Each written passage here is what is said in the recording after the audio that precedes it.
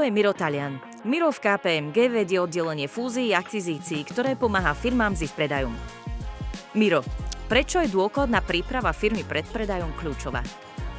Dôkladná príprava pred predajom je kľúčová práve preto, aby pripravila majiteľov na samotný proces toho predaja, aby ten proces bol hladší, rýchlejší a efektívnejší.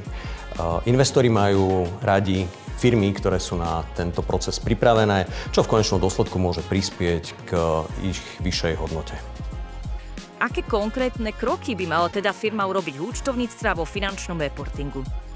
Je veľmi dôležité mať nachystaný finančný reporting, čiže nie iba ten štatutárny, ale nejaký interný, ktorý bude merať, zachytávať a ukazovať trendy v tzv. Kľúčových prevádzkových ukazovateľoch v finančnej výkonnosti danej spoločnosti.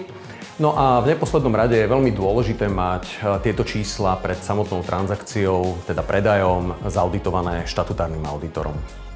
Ako pripraviť organizačnú a právnu štruktúru pred predajom?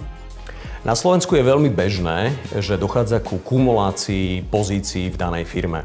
Čiže majiteľ alebo majiteľka je zároveň head of sales, head of marketing, head of finance. Tieto veci pri transakcii môžu spôsobiť to, že potenciálny investor bude mať obavu, čo sa bude s jednotlivými oddeleniami diať po prípadnom odchode toho majiteľa alebo majiteľky z danej spoločnosti. Čiže na toto je veľmi potrebné myslieť pre dodržanie kontinuity toho biznisu. Je ešte niečo, čo môže pomôcť v úspešnej transakcii? Určite, okrem samotnej dôslednej prípravy je veľmi dôležité načasovanie danej transakcie a zároveň aj jasná a uveriteľná komunikácia hodnoty daného biznisu. Ďakujem, Miro. Rada sa dozviem viac o potrebných krokoch pri príprave firmy na predaj. Rado sa stalo. Ahojte.